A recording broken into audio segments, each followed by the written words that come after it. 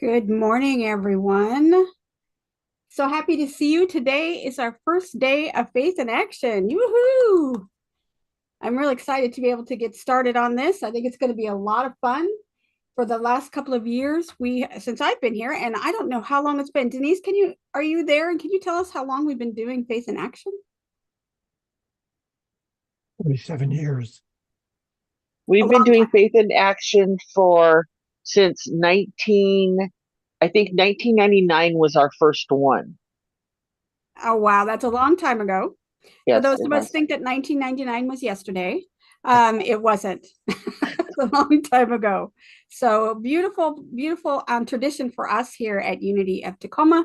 And I'm really excited to be able to move forward in that direction over the next 7 weeks. So without further ado, let's go into our faith and action service. Now, today we have a little bit different order of service, and I think it's going to be a wonderful experience for us. It's going to be a lot more contemplative, a lot more grounded.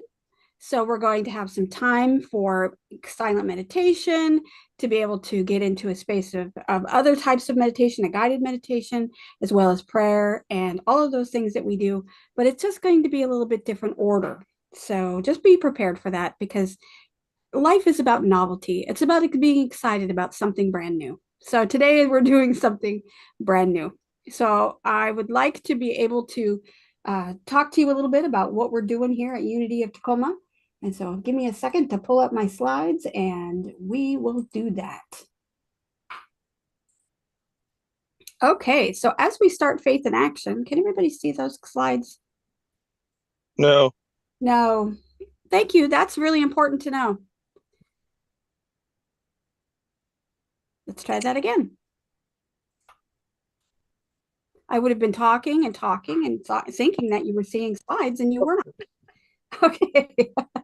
Thank you so much. Can everybody see them now? I see the light. Yes. The light. Excellent. All right. So, our service then today is all about navigating uncertainty and comparisons. So, we start our 7 week Faith in Action program, and we are working on the book Brene Brown's Atlas of the Heart. So, for those of you, some of you do already have the book. There is the book on the screen. We begin the explorations of chapter 1 and 2. Places we go when things are uncertain or too much, and places we go when we compare. So, as we reflect on these chapters, we'll connect those philosophies and things that she's talking about, all of the emotions that we're going to explore. I'm going to connect them to some of the Unity spiritual philosophies, and we're going to see how we can use those to be able to help us maneuver through all of these emotional states that we're going to be going through over the next 7 weeks. And basically, that's what this whole entire book is about. It's about honoring and learning about all the different emotions. Now, I teach emotional intelligence, and when I get into that space of going through all of the different emotions, I use what's called an emotion wheel. So, if you're interested in learning more about the emotion wheel and to be able to identify the emotion that you're experiencing, let me know. Reach out to me at Lori@unityoftacoma.org. Or if you're on YouTube, you can go ahead and put your name down there in the comments, and I can send you an email that would give you the emotion wheel. I think it'll give you a really good opportunity to be able to explore and to move over the next couple of weeks as we go through all of these emotions that we're going to be going through. But each week, I wanted to talk to you before we go into that. I wanted to show you this beautiful picture. This picture right here is our artist for today. And in Faith in Action, we usually have an art project that we work on. And then we are able to showcase everyone's art each week. And because our color is blue and our ocean and our symbol is the ocean or the wave, Katie created this beautiful piece. And she even created the frame, which I thought was absolutely gorgeous and just a wonderful job. And look how beautiful that is. And it just kind of sets the tone for our entire day and our message today. So great job, Katie. Thank you so much. First, we're going to start off our service with the prayer for protection. If you know the prayer for protection, please say it with me. The words are on the screen if you do not know it. And you can say it out loud or say it silently to yourself. The light of God surrounds us. The love of God enfolds us. The power of God protects us. The presence of God watches over us. And wherever we are, God is, and all is well.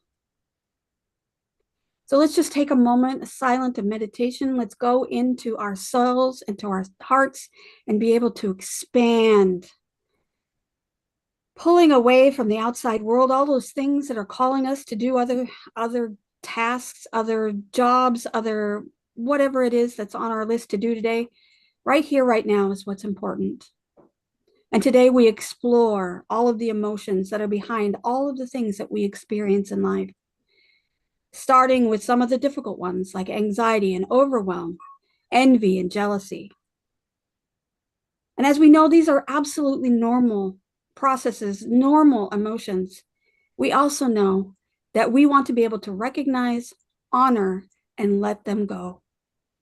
Emotions are impermanent.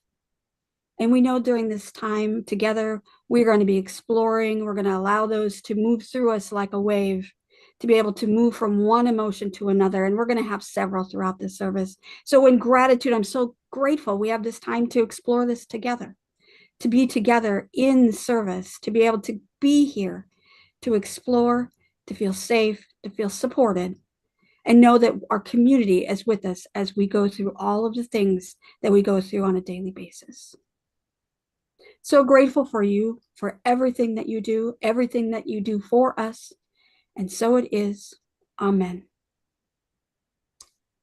So as we go into the service, I'd like to take this moment to be able to go into prayer. And this will be a silent meditation. So you can look at the screen if you so choose. You can listen to the waves if you'd like.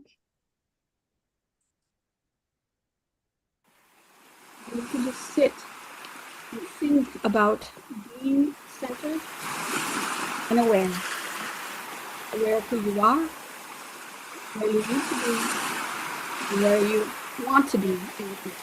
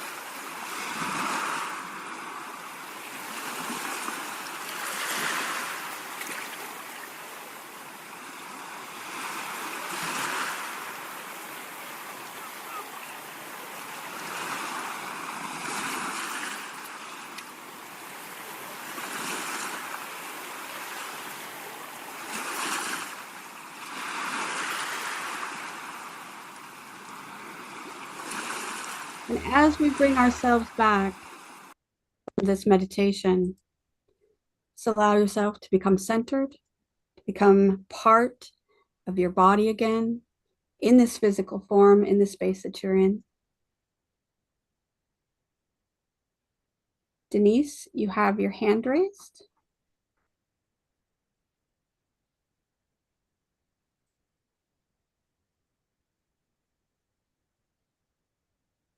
All right. Yes? No. No. No. Okay. All right. So as we go into the service, I'd like you to see what Denise has created for us. Let's see if I can get this going.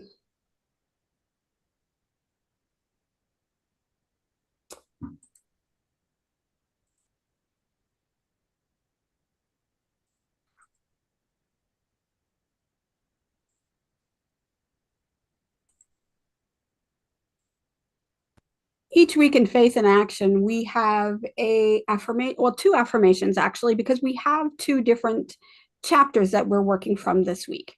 So this week we have two affirmations. You can see that Denise made this really cool graphic where we are able to put everyone's name from last Sunday's service onto the leaves around the tree.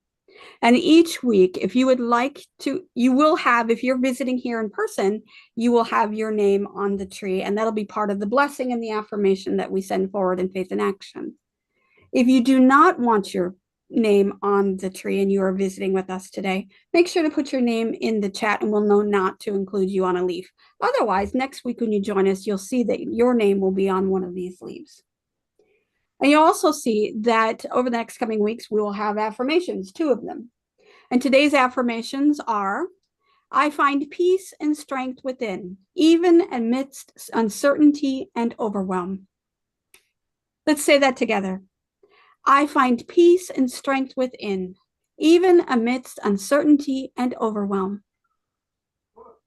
And our next affirmation, I am uniquely valuable, and I celebrate my own journey without comparison. Let's say it together. I am uniquely valuable, and I celebrate my own journey without comparison. And so, as we move into Faith and Action, I'm going to be reading an excerpt from the book Atlas of the Heart by Brené Brown. And I'm not going to read it as I normally would read, just parts of the chapter. I'm just going to do little excerpts of it to kind of get an idea of where we are in these chapters. So, our reading from chapters 1 and chapters 2. Chapter 1 and chapter 2. We feel stressed when we evaluate environmental demands as beyond our ability to cope successfully. This includes elements of unpredictability, uncontrollability, and feeling overloaded. Stressful situations cause both physiological and psychological reactions. However, regardless of how strongly our body responds to stress, our emotional reaction is more tied to our cognitive assessment of whether we can cope with the situation than to how our body is reacting. I found this really interesting because I always assumed that my emotions responded to my body freaking out. But really, my emotions are responding to my thinking assessment of how well I can handle something. Being overwhelmed means an extreme level of stress, an emotional and/or cognitive intensity to the point of feeling unable to function. We all know that feeling that washes over us and leaves us completely unsure of what to do next. Even when people ask, how can I help? Or what needs to be done? Responding with organized thoughts feel impossible. Feeling stressed and feeling overwhelmed seems to be related to our perceptions of how we are coping in our current situation and our ability to handle the accompanying emotions. Vulnerability is the emotion that we experience during times of uncertainty, risk, and emotional exposure. But vulnerability is not weakness. It's our greatest measure of courage and strength. So as we open up this message right now, I'd like to go over a little bit about what I know about anxiety personally and how I experienced that, because anxiety and overwhelm is in chapter 1.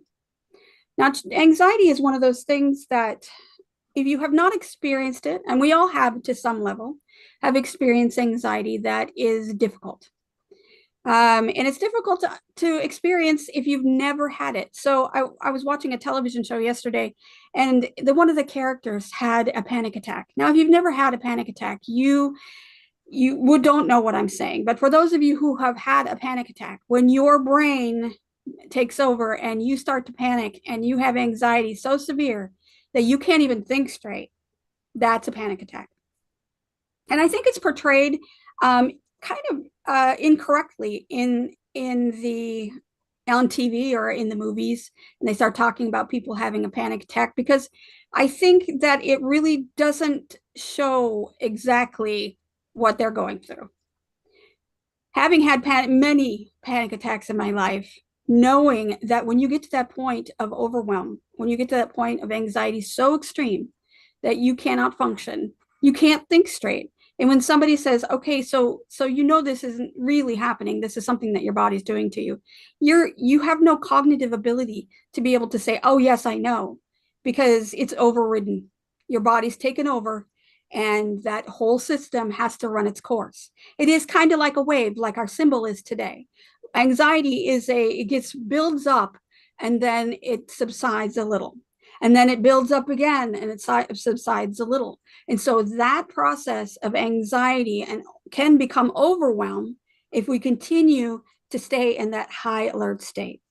And there are so many different ways that you can deal with anxiety. Anxiety is one of those that there are so many different theories on how you can deal with it. There's the dare philosophy that asks you to dare your anxiety to do the worst it can do, and then see how the body responds, because you know that you can deal with whatever the body can throw at you as far as anxiety goes. So you dare it, and that kind of diffuses the anxiety in a quicker way. There's also accept and commit therapy. Accept and commit therapy is one of the things where you accept that's your reality, that you're experiencing that in the moment. Yeah, it sucks, but we have to move forward with it. And you do. And you just wait for it to subside. And that's almost the hardest one to do, because then you have to accept this is your reality. You have to accept this is what you're going through in the moment, and you have to be able to deal with it and be okay with it. Another level of that, there's mindfulness. When you're looking at it as the observer, we talked a little bit about this last week. It is in preparation for our emotions, because as we go through the next 7 weeks, we're going to be looking at our emotions. We're going to be looking at what our bodies, our minds, our thoughts are saying about these emotions that we're experiencing. So when we are the witness, when we become the observer, when we are mindful, then we're being able to see ourselves as if, kind of like if we were watching ourselves on television, like I was telling you about what I watched last night. I could see what was happening. I could see that it was actually not really happening. I can look at it and assess, really get an idea of what's happening without being so caught up in it. Because what happens with anxiety, with overwhelm, and the things we're dealing with in chapter 1, that is one of the things that I know for a fact that many people experience during anxiety. It ramps up like a wave. It gets higher and higher, and then it goes down, and then it comes back up again, and it goes down, just like you were riding a wave. And I think that analogy for riding the wave really is the most important thing when you think about it, because it is a wave-like experience. It comes and it goes, and it comes and it goes. And if you can become the witness through that mindfulness practice, then you can hopefully be able to deal with that better. So as we go through chapter 1, let's talk about that. So she opens up her book with chapter 1, places we go when things are uncertain or too much. So she opens up the book by exploring the emotional landscape that we experience on a daily basis. Sometimes we feel overwhelmed and uncertain with the emotions and the things that we're dealing with, the thoughts that we're experiencing. So emotions like stress and anxiety and fear and vulnerability emerge when we feel like we're out of control. And, in real essence, there really isn't anything that we are in control of. Things happen around us. The only thing we're in control of is our responses. How are we responding? So Brene Brown's research shows that uncertainty and overwhelm are absolutely universal experiences, and it's our responses to them that shape our lives and how we go through our lives as we use these emotions. So no matter who we are, unless we're a sociopath, we will experience these emotions at some point in our lives. So learning about these different emotions, and that's what's wonderful about this book of hers, is to be able to see what's happening, to experience what's going on in our bodies, and being aware that these emotions are okay. I think we get caught up sometimes in the positivity. We're trying to stay positive. We want to be happy. We want to have all of these positive experiences in our lives, but we're so focused on just keeping maintaining that it causes anxiety to try to be happy. It causes us to be overwhelmed when we're not being happy or in a positive mood. We start talking to ourselves in a negative way about our negativity, and that's kind of defeats the purpose. So I like the fact that we are actually going to be exploring the different emotions. So I watched a video this week of Brene Brown, and she was talking about anxiety in specific. And she showed that her research showed that anxiety and excitement are the same responses. So it's just the way we label them that changes how we experience them. So when we label them as anxiety, or anxiety as being bad, and we label excitement as being fun, it changes our experience. So when our body goes into that anxiety mode, that same feeling, the same emotions, the same chemicals are exactly the same as what happens when you're excited. We just need to reframe how we are thinking about it. How are we experiencing that in our lives? And how do we label it? Because the whole point of mindfulness is to be able to put a label on it that is neutral, that neutralizes the situation. And if you can't neutralize it, try to make it more positive. When you go from an anxious situation to an excited one, that changes the way you experience things.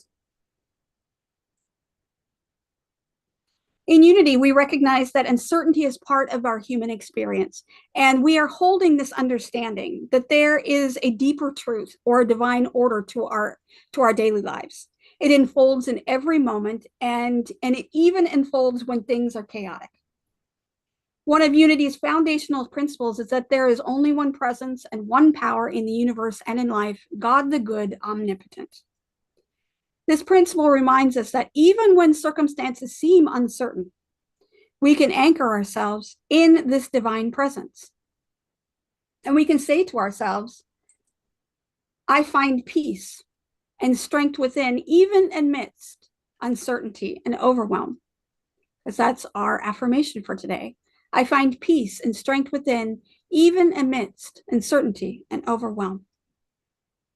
When we feel overwhelmed, we can turn to prayer, we can turn to meditation to connect with that inner peace inside of us. Myrtle Fillmore taught that the soul must learn to relax and yield itself to the divine, for it is through letting go that we receive. So in moments of uncertainty and moments of anxiety, we are invited to release our need to control things. And we need to lean into the presence of the divine and God presence within us, and trust that that divine wisdom is going to guide us on our path. It's going to take us where we need to be. She continues to talk about vulnerability. Now, how many times in our lives have we been in a situation where we felt vulnerable? We may not realize it's a vulnerable situation that we're in when we go in, and then all of a sudden somebody says something, and we feel like we're just been opened up, like somebody knows our secret. We've become vulnerable. And when she speaks about vulnerability, she talks about how we often label vulnerability as weakness. And it's actually not a weakness, it's a place of great power. It's a place where we come from. When we're vulnerable, then we're open to experiencing life's true emotion and all of the beauty that comes with it, and sometimes the negativity. But when there is positive, there's negative. So there's that spectrum of experience. We want to experience that in order to get an entirely whole life, a whole experience of life. When we are limiting ourselves to only one or two emotions in our lives, then we don't feel the whole spectrum of what life could be. We are limiting ourselves. So when we allow ourselves to be vulnerable in prayer, when we allow ourselves to be vulnerable in meditation or with our relationships with other people and in our life's challenges, we are opening the door to allow that vulnerability to be our strength and allow spirit to work through us and to allow us to be present and to be here. In our Unity practices, the next time you feel overwhelmed, when you feel anxious, and I'd like you to take a moment and just right now in your mind, go to a time where you might have felt overwhelmed and anxious. And as you're looking at yourself, say, I am one with the divine presence of peace. I am one with the divine presence of peace. And as you breathe deeply and trust that the divine wisdom is guiding you through your steps, you know you're on the right path.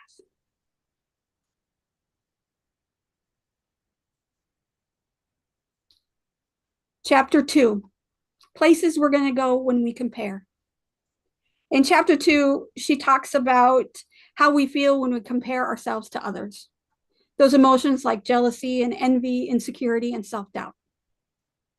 And she notes that comparison is the thief of joy, she says, and it disconnects us from our inner truth. She says we compare when we are being asked to try to fit in with others. But we do this while simultaneously trying to stand out and be unique. So we're constantly struggling with that ability I want to be part of the group, but yet I want to be unique. I want people to see who I truly am. And that can result in the emotions that I was talking about: jealousy, envy, insecurity, and self-doubt. She says envy occurs when we want something that another person has. So when we're looking at our phones and we're seeing other people on social media, they may be on a beach in Bali, or they may be having a wonderful family meal together, and you're wondering, how come I'm not having those experiences? And that is envy. When you're looking at somebody else's experience and wanting what that person has. She says jealousy, on the other hand, is when we fear losing a relationship or a valued part of a relationship that we already have. So jealousy is when we have a fear of losing what we have and somebody taking that away. So it's complicated, our emotions, because there's a spectrum of emotions. Like I said, envy, jealousy, they all seem very similar, but they all have different feelings. They're different on the spectrum of our emotions. And as we go through all of these emotions, we're going to be experiencing them all in a different way. And we'll talk to them about them more in our group this week, in our group study. In Unity, we teach that each of us is unique and we are an expression of the divine. There is no one else who can bring into this world the unique gifts that you have been given. When we compare ourselves to others, we are forgetting our spiritual path. Instead, we need to focus on our divine potentials, measure ourselves against our own abilities and not someone else's path. This comparison, again, leads to inadequacy.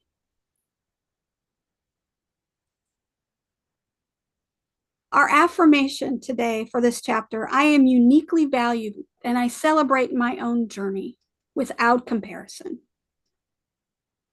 Unity's philosophy reminds us that the key to spiritual growth is not found in comparing ourselves to others, but in the practice of gratitude and self-awareness. It was Charles Fillmore who said, there is nothing missing in God's kingdom, and we are with it. We are one with that God's kingdom.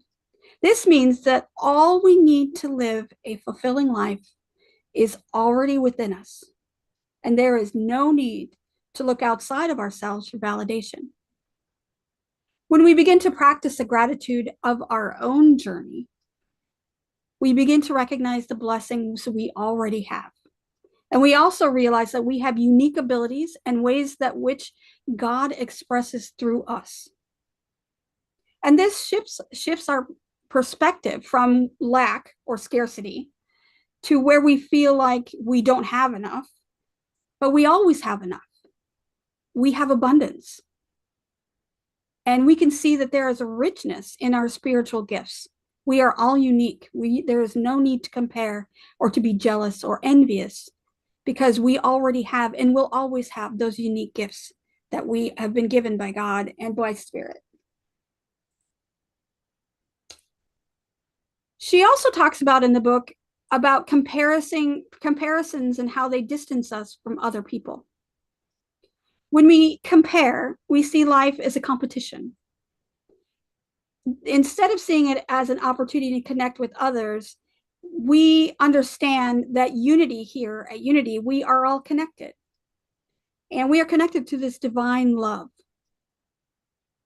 And that what blesses me or blesses one of us, blesses us all.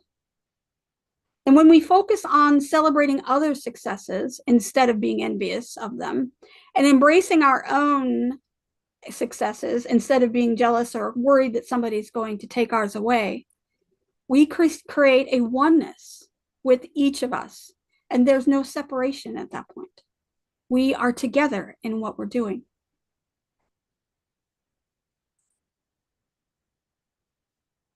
When you catch yourself in life comparing your work or your spiritual path or whatever it is you're doing with other people, I'd like you to stop and affirm, I am unique and radiant. I am an expression of God. Just shift your focus from what you lack and what you could have or what you don't have, and give thanks for your own gifts, your own abilities, and the way that you give to God and the universe. You are a unique expression, and we need to be aware of that.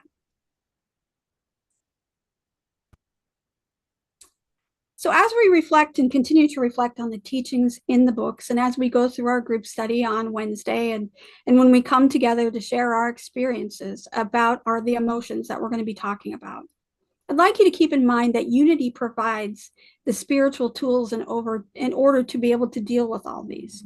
So whatever chapter we're in, whether we're in chapter 1 or chapter 2, remember the Unity principles. Remember that we are divine presence every single moment of every single day. There is no need to feel envious. There's no need to to have any kind of comparison. There is no need to feel anxious. And if you do, it's okay, because Spirit has you, and it'll come like a wave and it'll go away like a wave. So make sure that everything that you do, you walk through this book with a mind in unity. Remember what your teachings were. Remember that you are divine presence of God. Remember that we do not need to be trapped in the comparisons with others. So Brené Brown writes that emotions like fear and comparison are natural parts of who we are as human beings.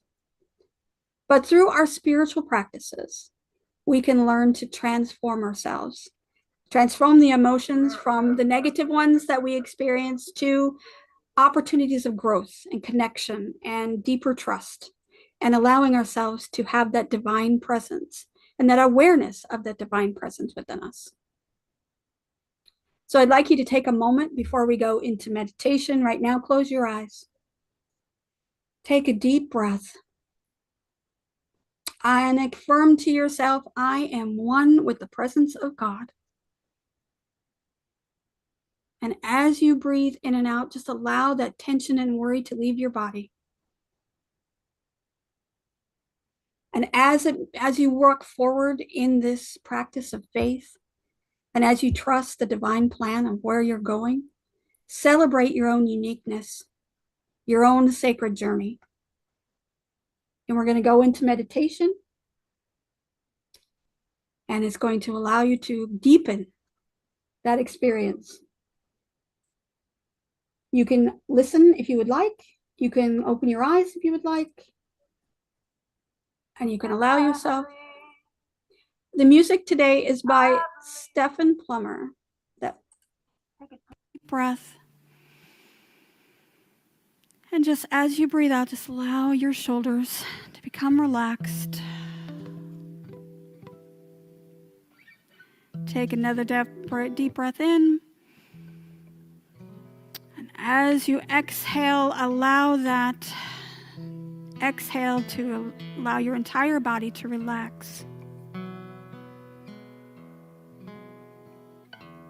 And in this meditation today, we are going to connect with our inner witness, our essence, the I amness of who we are.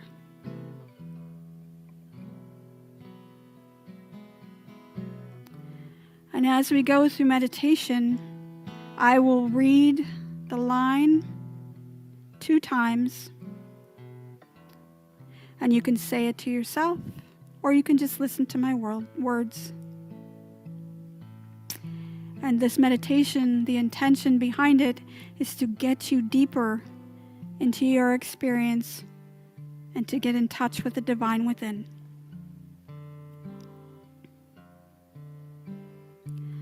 I have thoughts, but I am not my thoughts. I have thoughts, but I am not my thoughts. I have feelings, but I am not my feelings. I have feelings, but I am not my feelings. I have desires, but I am not my desires. I have desires, but I am not my desires. I have wishes, but I am not those wishes. I have wishes, but I am not wishes.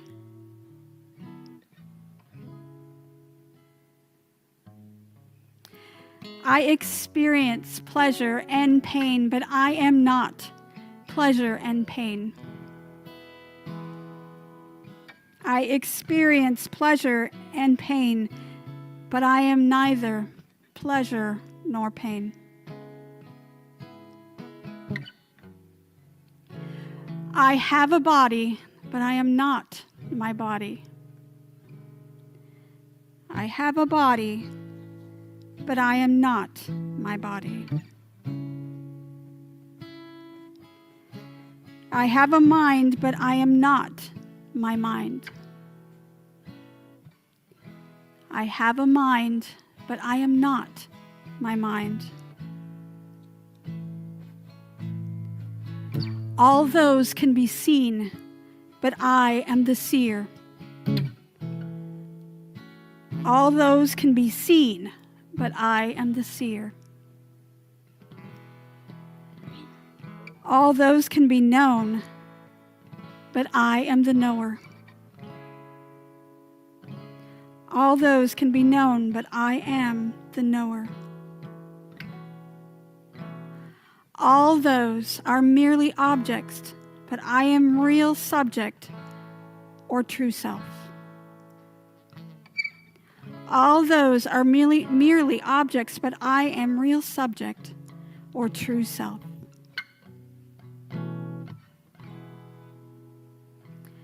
I am not any passing parts or pieces and objects and things.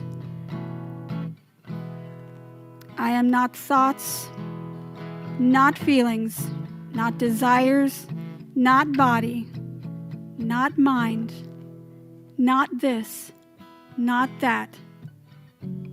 So who or what am I? Who or what am I?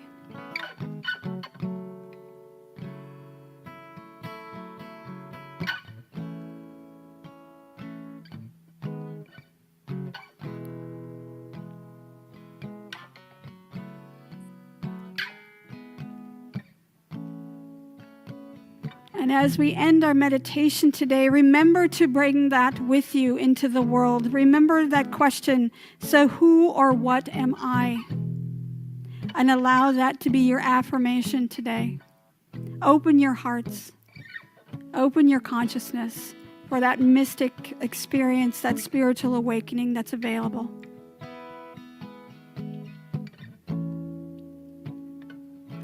Take a deep breath. Slowly bringing your awareness back to your body, to this space that you're in. Another deep breath in. And with your exhale, you can open your eyes and bring your consciousness back into the space. Bringing your awareness back to this moment. I want to thank you for taking the time and listening to my message today. Thank you for the meditation. As we move forward in the service, I would like to be able to share with you a song, a beautiful song actually, by an artist named Ellis. And this specific, what's going on here? This specific song is, I'm having trouble getting it up, so just a second. Was recorded for Unity Worldwide Ministries in 2016. And she allows people to be able to share that. And so it is okay to use today during our service. So I wanted to share that with you. And it's a beautiful song. Just take a moment to listen. And I will share my screen.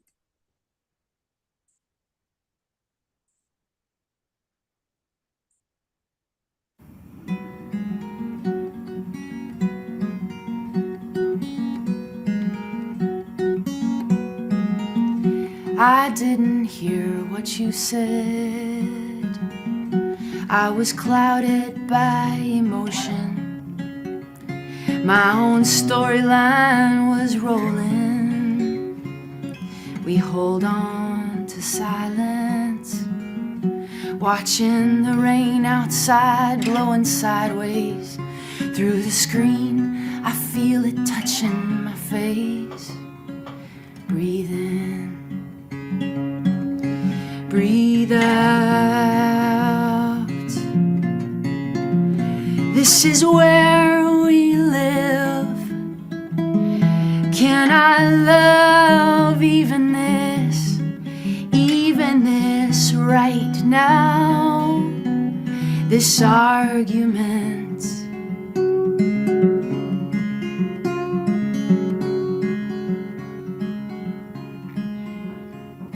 We turn off the lights so we can see the lightning better, and we're in awe of this sudden weather. Two kids by the window, watching the outside drama unfold. Our defenses are gone. Where did they go? Breathe in, breathe out. This is where we live. Can I love even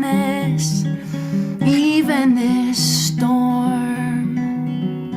All the stormy weather.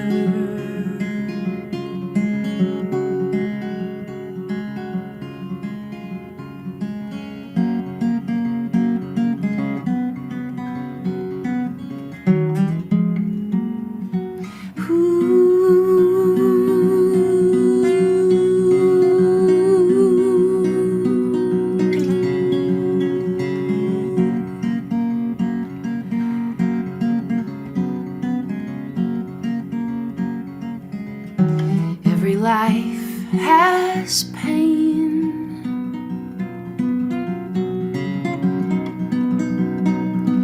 Pain is not a sign that everything is going wrong.